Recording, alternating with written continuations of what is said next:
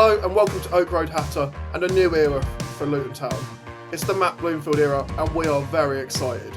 I'm joined by Jamie Carter and Adam Driscoll. How are you doing, Jamie?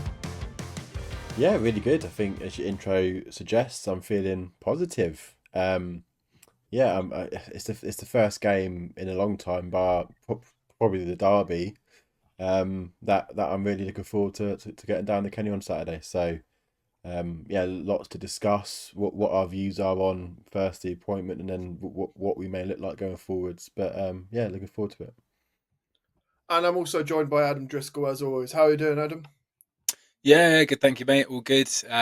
Like Jamie, excited to see what we look like on Saturday, albeit after a few days of Bloomfield and his training and methods. But certainly feeling a lot more positive about things and optimistic in terms of what we can salvage out of this season.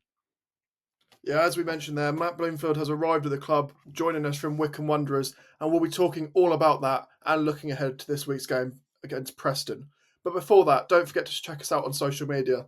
That's at ORH Hatter on all your social media outlets, and you can keep up to date with everything we're doing on there, plus our thoughts on player ratings, man of the match, and everything else. But we'll get straight into things. And yeah, Matt Bloomfield joins us after Edwards departs.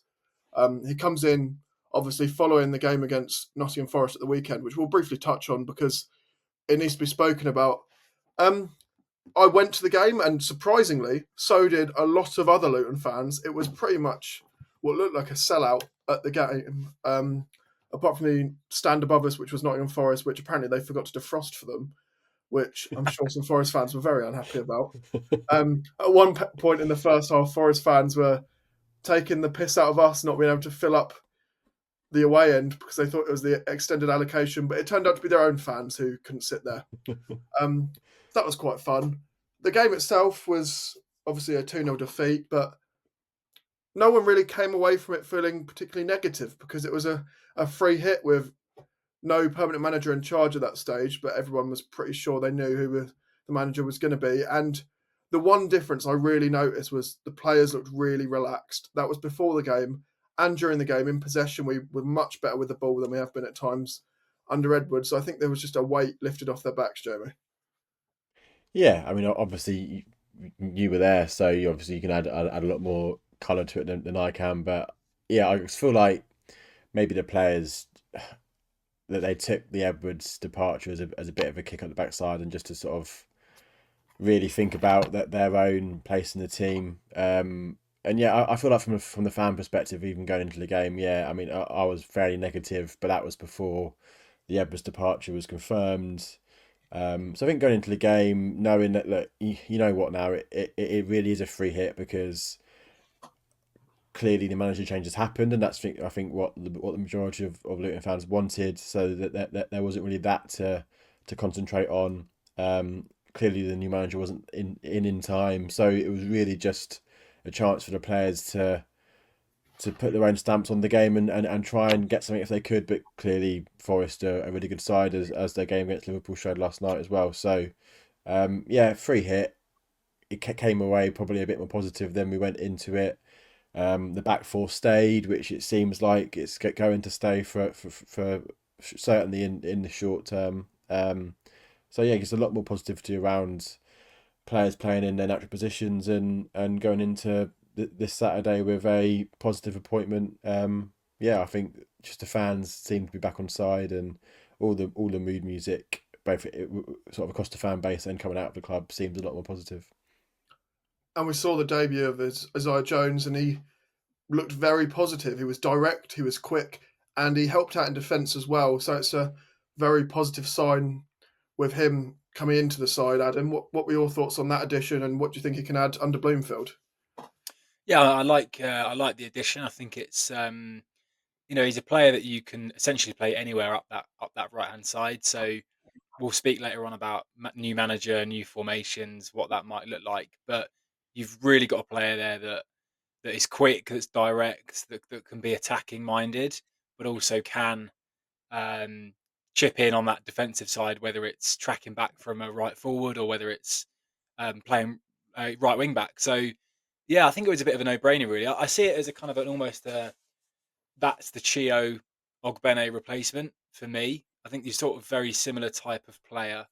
And I think, the fee spoken about could end up being a bit of a bargain, really, in my mind. I mean, he's played well for Borough. He's lost his place this season to Ben Doak, who is a very, very, top talent. So that's understandable. But I like it. I think it shows a little bit of intent, a bit of aggression, and as we spoke on the last pod as well, hoping we can back that up with a little bit more of the same over the next 2 weeks or so. Yeah, there's positive signs in the window so far, and hopefully there'll be more to come. But we'll talk about the new manager. So Matt Bloomfield joins us from Wickham on what looks to be a 3.5-year deal, which is probably unsurprising given the way that Luton like to go for sort of a long-term project. He's a fairly young manager still. He's only 40, but he's been doing absolutely brilliant things at Wickham, as we've discussed previously. He's got them up to second in League One, above big spenders Wrexham, and I'm sure there's some great moments in that next series of that documentary of Matt Bloomfield's Wickham above them in the league. But it's a fresh start for Luton and a fresh start for Bloomfield, who said in his first interview when he joined that he would have only left Wickham for a really positive project, and he saw that in Luton. So that's a really positive sign, Jamie. It is. Obviously, it's nice hearing that on our side of the fence. Albeit, I did have flashbacks to Nathan Jones saying the same thing about Stoke when he left us in League One. So, I probably don't want to look into that too much. But yeah, I think overall, I'm positive about the appointment. I think obviously there's no surprise in the fact that he wasn't my first choice. I know he wasn't many people's first choice. I don't think. Probably because, if I'm honest, not a lot of Luton fans before the link knew an awful lot about him as a manager. I think we all knew of the name clearly through all the years that we had that sort of mini rivalry against Wickham, sort of under the Ainsworth Jones eras. But yeah, I think now he's in. Now we've heard a lot more from him, heard a lot more from the boards. Seen a lot more sort of articles. I know that Coach's Voice article has done the rounds, and I think it's a very promising article. And now we've done our own research on, I say Adam's done a mini essay. I think to be honest, I've got and thanks to him for the notes I've got on the right.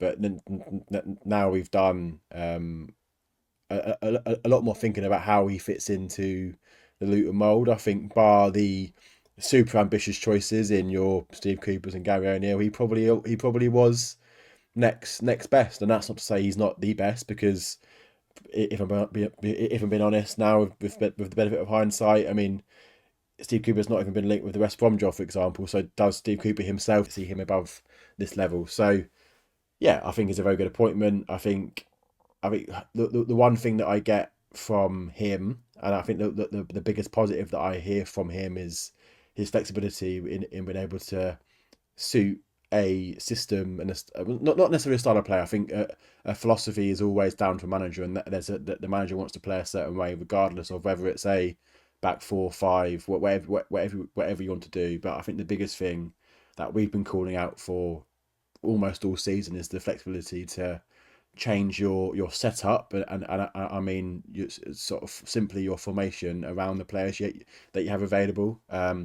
Clearly the back three is needed to be canned for the best part of probably a month or two, and that's because of the players that we have available. Not to say that we can't go back to the back five when we have everyone fit. Doughty's back, for example, but I think certainly in the immediate term, being able to have a manager that can flex the system around the squad is super important, and for me is probably one of the most promising things above the other many promising things. And it seems like he's one of the most promising up and coming young managers in the EFL. So I think overall I'm feeling positive and got a bit of a spring in my step going into Saturday.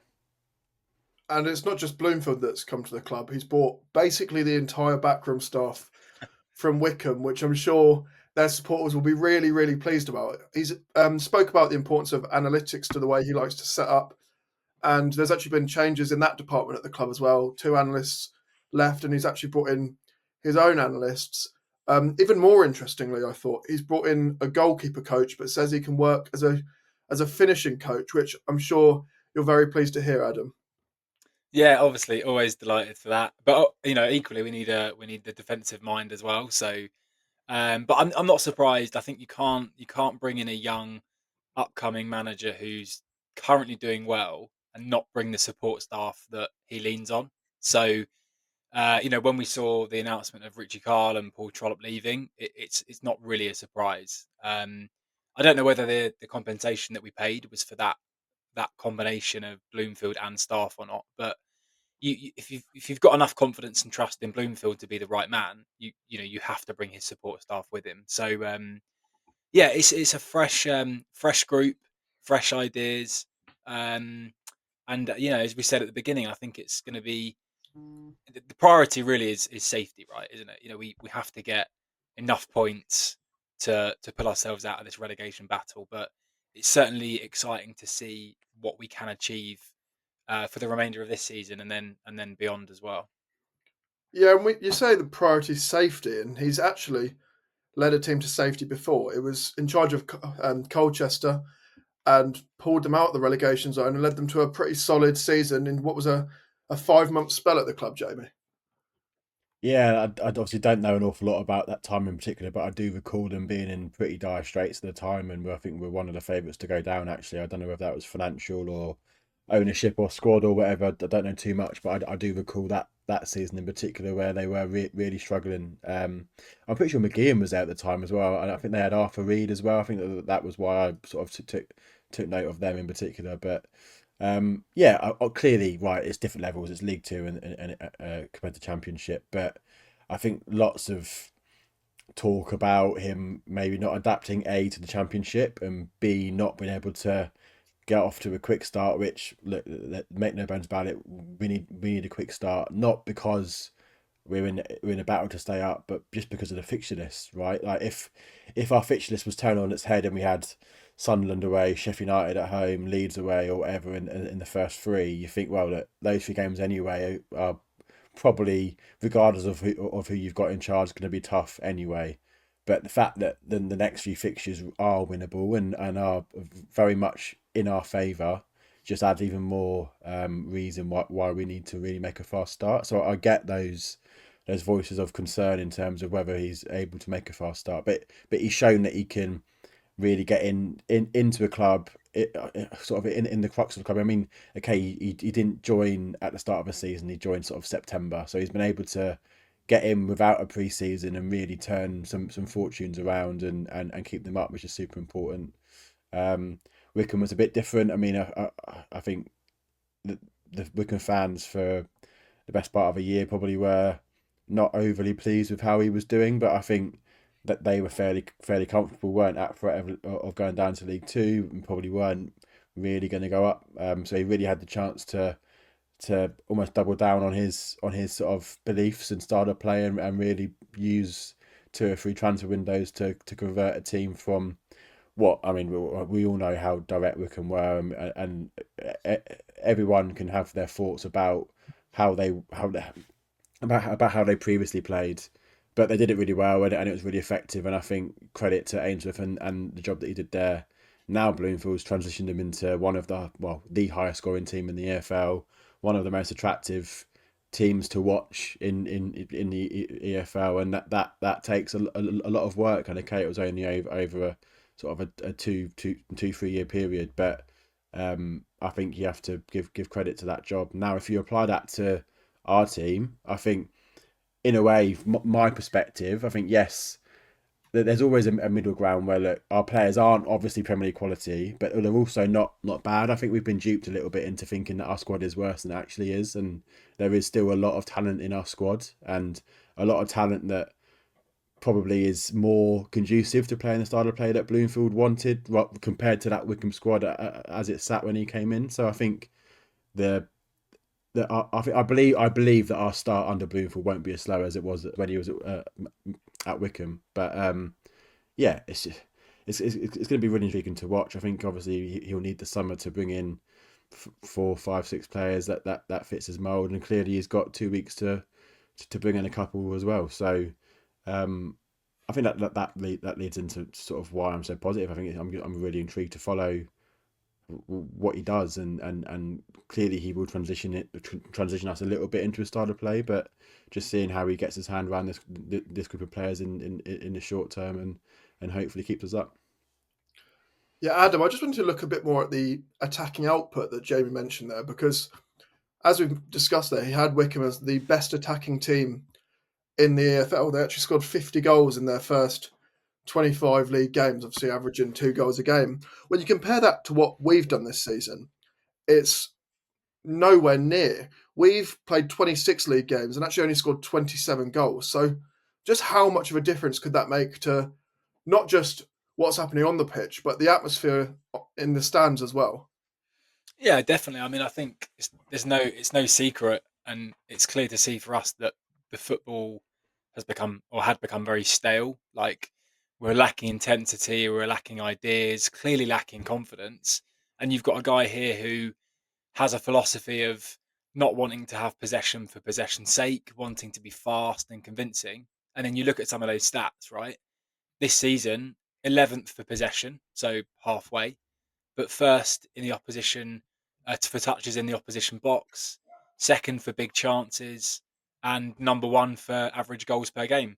And that's across all of League One. So where it actually matters in terms of touches, chances, and goals, Wickham are first, second, and first. So for me, the pleasing thing there is that you've got this guy who has that philosophy, an idea of what he wants. They're getting it, and they're getting it because the players are buying into it. So there's something about him and his personality and his approach where he can get players to buy into what he wants to do. Now, if, as Jamie said, like we still have some very, very good quality players. They've just been underachieving massively. So if he can come in here with similar plan and get that across to the players, and start to see the best out of some players that we probably haven't so far, there's no reason why he can't hit the ground running. I think when we look back at Bloomfield's time at Colchester, they'd sort of, I think when he came in, they'd won one in the first 10 league games. It's very hard to make that transition and have that impact when you've got a team that is probably like what, bottom three or whatever in League Two. But he was able to come in and make a mark on that. He was only in charge for 23 league games, so half a season essentially. Managed to win 8, drew 5, lost 10. I did a little bit of looking, as you said. If you look at that period alone that he was there, they were 12th in the league table across that set of fixtures. So he's taken a team that had won one game and were nearly bottom of the league, and in his time there, would have seen them finish mid-table. So to me that's quite impressive, and particularly a Colchester team where their budget is probably not massively high for League Two. And we've already touched on the Wickham thing. Going from Ainsworth Ball, where we were at games until 5:30 against them, like trying to transition from that into getting his ideas across would naturally take time. Um, and yeah, he did start quite slowly, I think, but the proof's in the pudding in terms of what he did last season. Um, a pretty respectable 10th place finish in the league, dominated by Pompey and with your derbies and Peterborough, Barnsley, Bolton, things like that. And then we've seen everything this season as well. To be right up there with Birmingham, who have spent what I think 15 million on one player alone, and Wrexham, who we know are a bankrolled, is I think a pretty incredible achievement. And to do it as aggressively as he has been, as the stats show, is again like another reason to be hugely excited about what we could do. So I mean I'm massively looking forward to seeing what he can do in the short term, because I think there's a lot of potential with this appointment. I wanted to look at how we can expect to see his team, well, his Luton side line up, Jamie, because obviously under Edwards for the best part of almost 2.5 seasons, really, or 2 full seasons, but across 3 seasons, really. We've seen a back three, a back five in defence, a back three going forward. But under Bloomfield, it's more likely to be a back four, likely a 4-2-3-1. But as we've mentioned, it can be a bit more fluid in how he lines up, but 4-2-3-1 seems to be his preferred system. And I just wanted to ask you which players you think would be key for Bloomfield and who can slot into a system where. Yeah, so I mean, I think that there's been a few articles that I've flipped through, and clearly there's actually a video on YouTube that was really good, and I think there's some key areas that Bloomfield really relies on. I think one, that the outstanding like for me is Alfie Doughty and then Harvey at Wickham in terms of that attacking left fullback, and it really is a left back and a back four, but really does push high. I think that is number one. I think when Doughty is back fit is going to be super important. I think we're lacking like a number 10 at the minute. I think Jordan Clark can do it. I think Liam Walsh could probably do it, but I think if I'm the recruitment team in terms of this sort of next 2 weeks, if I can get a really like top level number 10 to play sort of behind the striker, that would be my priority. And look, I mean, Humphreys at Wickham is only on loan from Ipswich. By all accounts, played for Ipswich last year in the Championship. Okay, wasn't a starter, but played some games and probably was ready for a loan at this level this season. But went to Wickham in League One.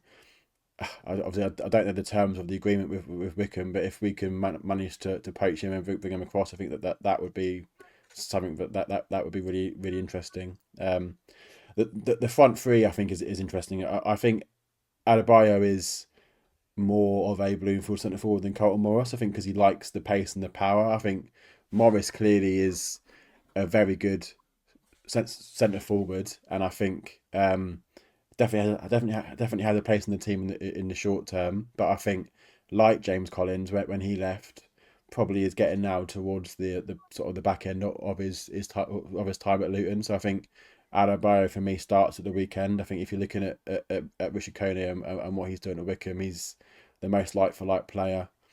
In the wide areas is going to be interesting. I think Isaiah Jones is almost perfect for the sort of system that Bloomfield plays, and I can definitely see him on the right.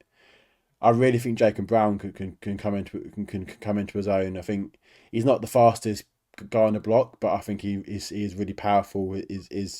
His off the ball pressing is really important. I think he's a really good finisher as well, and I can actually see him playing on that left actually with Doughty sort of overlapping on the outside. The only player I have question marks over is Chong and where Chong fits in, because I think Chong is quick, and there's no doubt about that, but he's not powerful, and I just don't see him being able to do either of those wider roles. And I think that the biggest like for like I can compare him to, but the other player is a lot stronger, is Onyedinma. I think Onyedinma, and he's a player that we all know, and he was a really good player for us when he got his chance in his natural position. Fred is quick, Chong is quick, but I think where Fred is better than Chong is he's a lot more powerful on the ball, and he was a lot more resistant to being pushed off the ball by other players, and also by challenging the defenders for the ball in the press as well. I think Chong is a better player than Fred. There's no doubt about that in terms of his technical ability, but just in terms of the sort of forwards that Bloomfield likes, I just think Chong probably can't cull it out in those wide roles.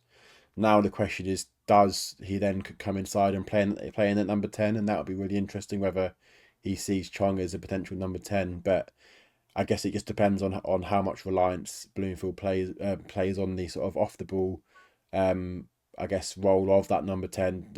Does he see him as more of like a attacking number 8, where actually he probably sits a bit deeper off the ball, or is he allowed to be a bit of a luxury player, which I think Chong probably is for us and in that Bloomfield system, if I'm being honest. So who knows? I mean, obviously he's injured right now, so probably won't get a move in January if that was in the offing, and so he's certainly got 6 months to impress Bloomfield and start to hit the gym. But other than that, I think he's probably a player that could be a victim of the Bloomfield system. And Adam, I wanted to ask you about the midfield, because under Bloomfield it's predominantly a midfield too, which we have seen most of the time under Edwards. But compared to what we've seen under Edwards, I think it's a more defensive first midfield two, which is definitely not something we've seen we saw under Edwards. And I was just wondering which two midfielders at the club you think would best suit what he's looking to do. Yeah, I think you're right. We've played with the two. There's different ways of playing with the two. I think in my mind we've played with the two where sort of one is very much sitting, the other one is roaming around all over the place without much guidance. I think back to games like Plymouth away where we had, was it Krause and Clark, and it just didn't work because Clark's pressing on, leaving Krause on his own. We got opened up countless times, things like that. I think when you're playing a 4-2-3-1, your two midfielders are they are defensive minded mainly, right? So you've probably got like one of them is going to be that ball winning midfielder, that Alan Campbell type, probably like Marv as well to that extent in terms of just constantly winning back the ball. Um, and then you've got more of like that kind of maybe box to box midfielder or the deep lying playmaker, something like that. So it is a different two. Apologies if I'm throwing out Football Manager cliches, by the way. But yeah, it is a different two to what we've had before. I think when I try and convert it into our squad and the ideal there, it's really hard because we've obviously got Lamine Fane that's come in recently, and I think he's got some serious potential. So I would have him in without a doubt as one of those two, and he would probably be that more like box to box progressive of the two, staying closer to the three behind the striker. I think the other one for me would have to be Kraus, because if you want a ball winning midfielder, it's probably a bit of a toss up between him and the Camber, but I just feel like the energy and the press of Kraus means that he would get the edge for me. I think if you asked me that 2 years ago, Marv would be the first name on the team sheet, but I just think with his injuries and lack of form, let's say, that two for me right now would be Kraus and Lamine Fane.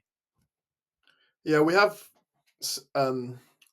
seen Marv struggle at times, particularly in recent games. Swansea away was the first one that comes to mind, and it was incredibly frustrating because you know what he can do, but he just doesn't seem to be at that level anymore, Jamie. Do you think the injuries are to blame for that, or is it his age as well? I think a bit of both. I think clearly he's not the player he was post injury. I think naturally he is aging, and I think there's probably no surprise as to why Villa let him go. Obviously, Villa were aspiring to better things, and Nakamba was a victim of that. And he probably wasn't Premier League level. If I'm being honest, at the time they sold him, and I think he probably was right for the level. And now we're sort of 2 years on from that as well, so he's probably declined a bit further from then. I think he's had the odd awful performance. I think Swansea is the one I think is that's most recent and I guess most fresh in the mind. But I think in recent games he's gone back to basics. He's done the simple stuff well. I think he's by no means been the best player on the park, but I think he's just done the basics well. And I think for Bloomfield as someone that needs to start strongly and start getting points on the boards. I think you're right, Adam. I think Darbo absolutely has great potential, and I think come the summer is probably going to be one of the first names on that team sheet in midfield. But I think in the meantime, when you've got two experienced players like Nakamba and Kraus, I think Kraus and Darbo are very similar players. I think in the long run, Darbo probably will have more ability on the ball than Kraus does. I think Kraus and Darbo are both box to box, both aggressive, press heavy midfielders. So I think just to have a bit more of a calmer mind and a bit more of a shield to sort of sit in front of the back four in the Canberra, I think makes a lot of sense. So I think in the short term, I think Kraus and the Canberra would be my midfield pairing. And then obviously you've got squad depth with Darbo there as well.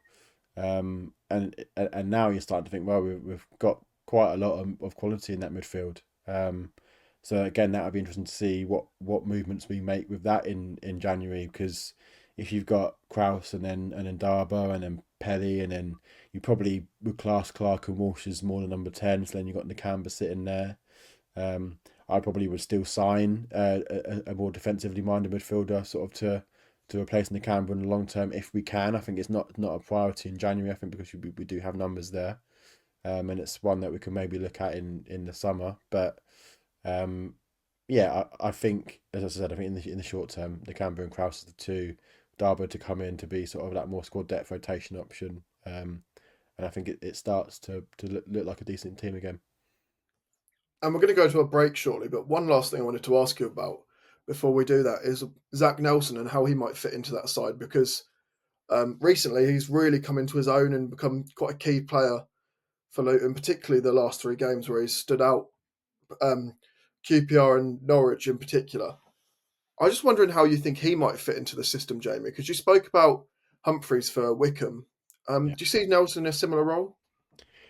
Yeah, no, absolutely. I think he's certainly not a wide player. I think yes, he has the pace and the ability to play it wide. Again, he's not an overly powerful player. I think he lacks a bit of weight to just to look to the way he plays and to his frame.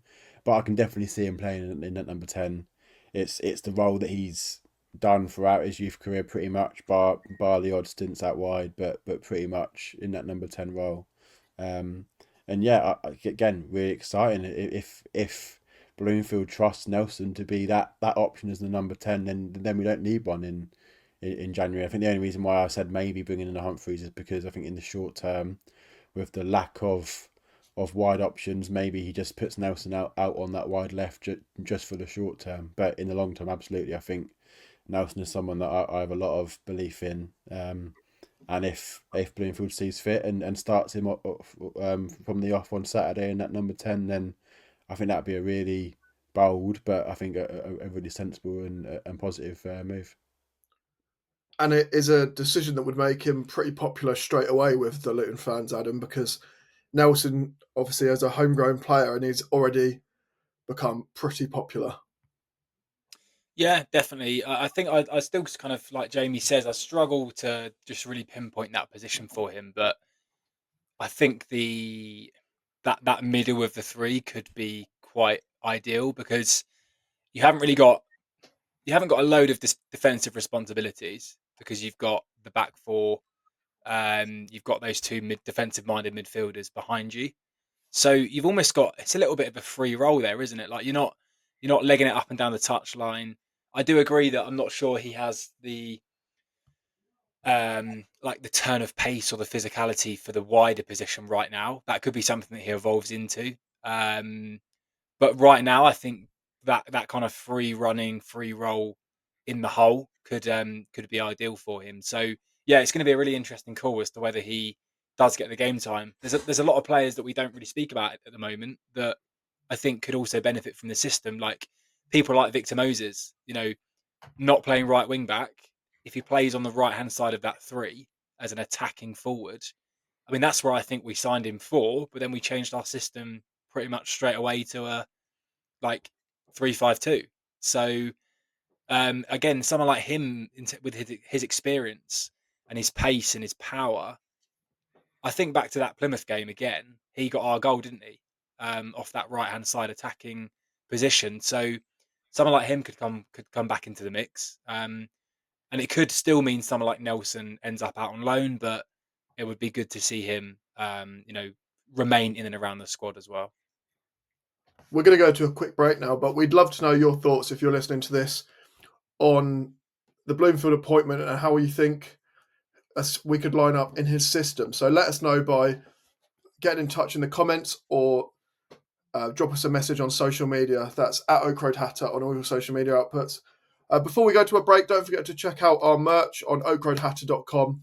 We've got plenty of different products that we're constantly working on improving for you. So I'm sure they're selling for everyone. But yeah, as I mentioned there, we're going to go to a quick break now. And when we get back, we'll be looking ahead to the game against Preston.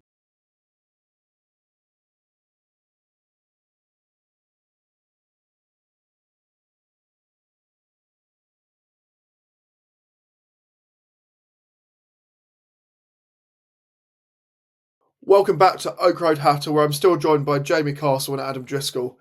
In the first half, we spoke about how we expect to see us line up under our new manager, and now we're going to look ahead to Saturday's game against Preston North End. And pretty ironically, as I said before we started recording, when we lost 1-0 to them early in the season, it was just as they appointed Paul Heckingbottom as their manager and they got that new manager bounce. We come into the game with our new manager in his first game. But when you compare what's happened since, it's pretty stark contrast. Whilst they are one of the only sides in the league that we've actually won more games than, they have only lost 8 games, Adam, and we've lost 15. So they do like a draw at Preston North End. What can you see them doing against us, and why do you think it is that they keep drawing these games?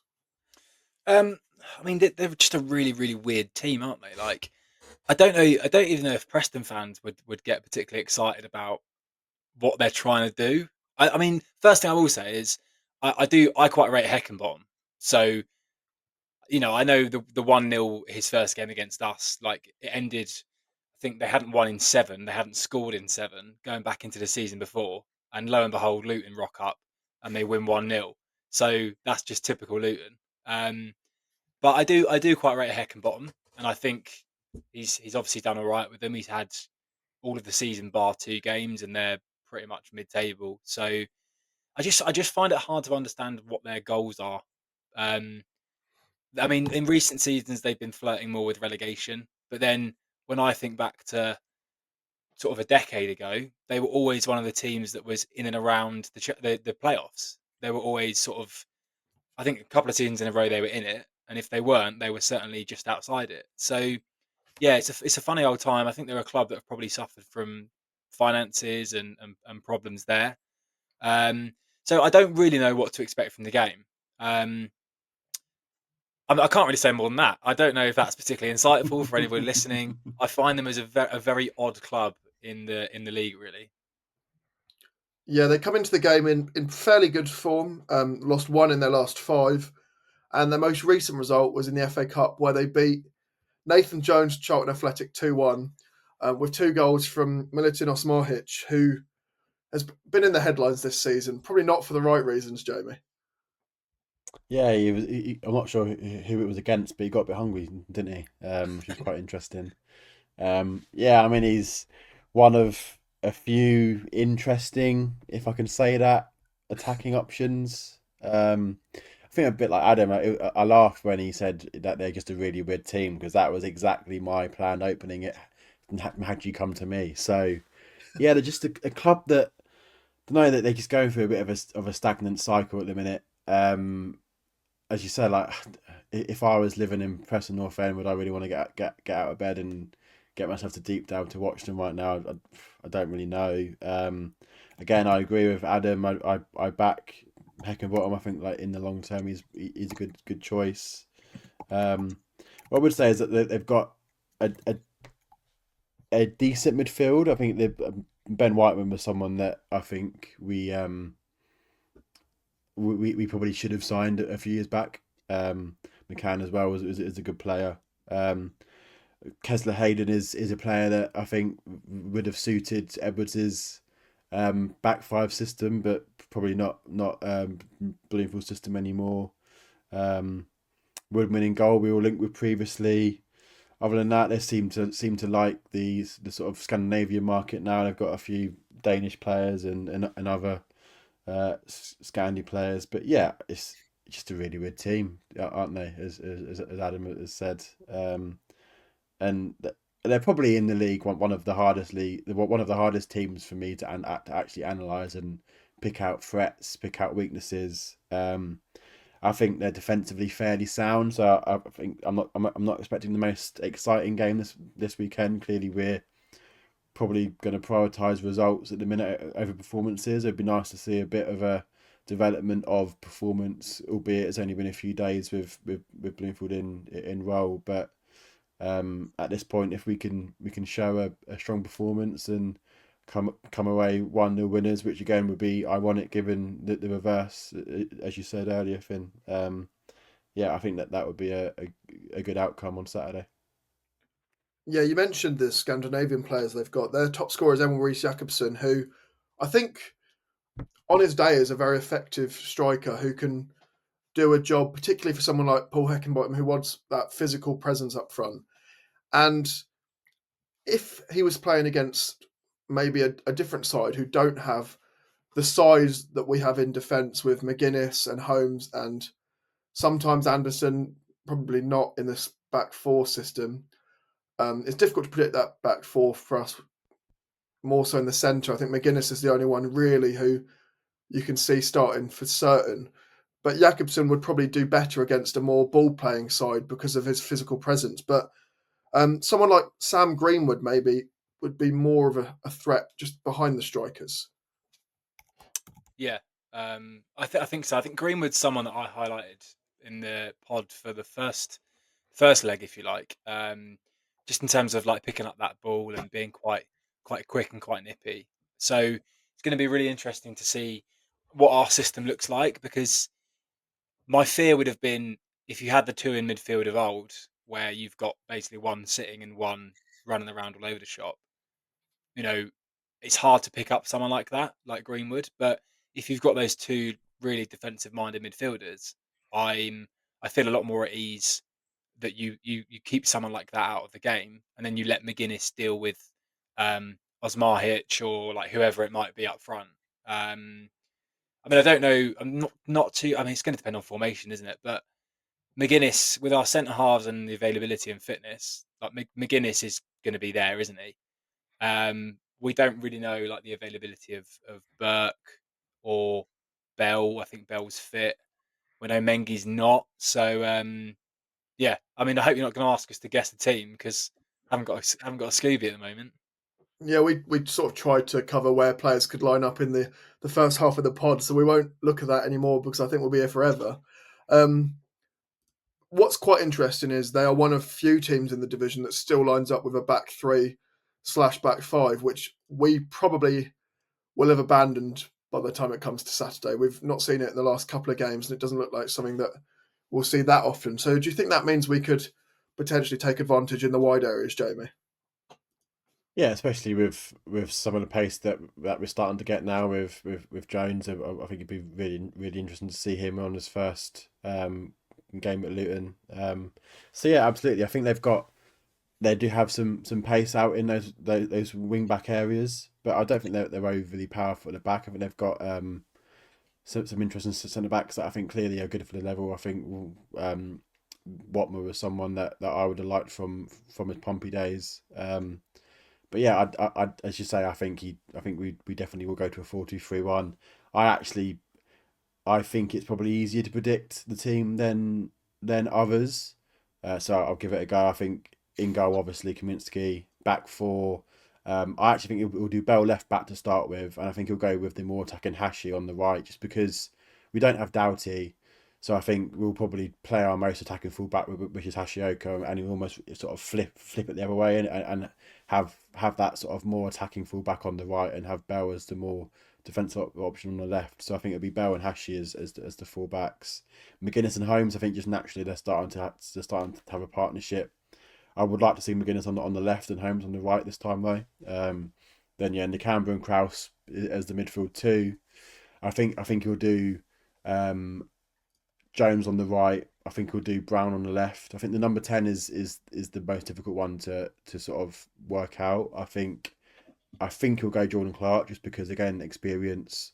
Will want to have players that can get us up the pitch. I think Clark technically is a very good, is a great player. I think at this level, I think he's shown that on the ball he is one of our better players. And then up top, I think Adebayo. I know Morris is the captain in lieu of Lockyer, but I just feel like Adebayo is the most like for like option that Bloomfield likes. So I think bar a few areas, I think maybe that left wing and that number 10 are probably the two areas that are hard to predict. But I think outside of that, I think it's relatively straightforward.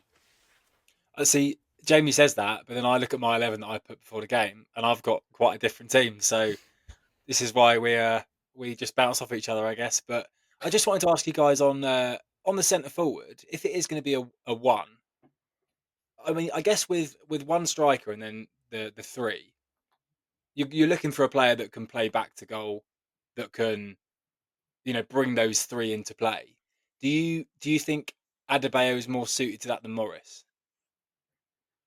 I just feel like, yes, I think it's a very traditional way of thinking in terms of, look, if you're playing a single striker, it's someone that has to bring the more attacking three midfielders, be that sort of left, right, and number 10 into play. But I just feel like sometimes you need a striker that can just be that complete all round option. Yes, Eli can hold it up. Again, Morris absolutely is better in that area than Eli, but just the way that Eli can distract and play off the shoulder as well, really be battling in those aerial duels, be able to have that pace to be able to press both off the ball and then run off the shoulders is super important. I just feel like if Morris was to win the ball, let's say, and knock it on to a side Jones around the corner, you then want a centre forward that can knock it on and then go into the box. I think it's all about getting numbers into the box, and I just feel like if Morris is too deep, wins it and flicks it, I think Morris will struggle to then follow up and get into the box after as well for that Mm. cross. I think you pointed out, Adam, in terms of Wickham were first for touches in the opposing box, and it's all about getting numbers in that box where we can. And I just feel like unless you're saying to Morris, look, just sticking in around the 18-yard box, I just feel like Eli is the best all round player to be able to come deep, win the ball, and then get into the box afterwards. So maybe in the short term he'll go for the trusted leader on the pitch, because you might want leaders, and clearly if it goes to penalty, if we get a penalty, it will work out that you want someone that can convert those as well. So maybe in the short term it goes to Morris, but certainly I think if you ask me now, you go into the summer, you keep one, lose one, I think it's a fairly obvious choice for me that you lose Morris and keep Eli. I think it's interesting because in the promotion season, particularly the second half of the season, Morris was brilliant in and around the 18-yard box and on the edge of the box as well. To be fair, he used to beat a couple of players with a step over or cut inside and take a shot. So, do you not think he could do that again, or do you think that's gone from his game and he's now developed into more of a deeper lying forward role, Jamie? I just don't think he can play in multiple areas. I just feel like he's not anywhere near as mobile as Eli. I think you're right. When he's in and around the 18-yard box, he's very, very good, but it's getting him there in the first place. And if you're saying then actually you've got powerful wingers that you want to play, that you want to play in behind, is he mobile enough to keep winning the ball, turning it over, and then get into the box to follow up? I just feel like we could find ourselves in a position where we play the ball in behind to Jones or Brown or Nelson, whoever you choose in those wide areas, and then there's no one in there to follow up, and it'll place a lot more reliance on that number 10 to help him to get in the box as well. So yeah, it was all about numbers in the box, and I just feel like if you want that all round centre forward, I think Eli is the man. I think okay, there's doubts on his finishing ability this year, but ultimately they're both double digit Premier League centre forwards. So if you can get one or both of them up to their I guess their best, then they're going to be really good for us. I think one last point I would say, I think that was really brought out by some of the Wickham fans, is actually his rotation. Like he rotates his front three quite a lot. It was sort of almost a bit like I remember there was a sort of a joke back when Ishmael was at Barnsley, but it was always going to be on 60 minutes your three forward players were just changed every single game, no matter who started. You'd always change your front three on 60 minutes. Now I don't think Bloomfield is as aggressive as that or as structured as that, but he does really rotate his forward options and rest players when they need resting, and really expects a lot from them. So even though we go to a one up top, I certainly expect to see both of them quite a bit in the next 4 or 5 months. We're running out of time, so we're going to get some score predictions before we finish. And Adam, with all your research, I think we should start with you.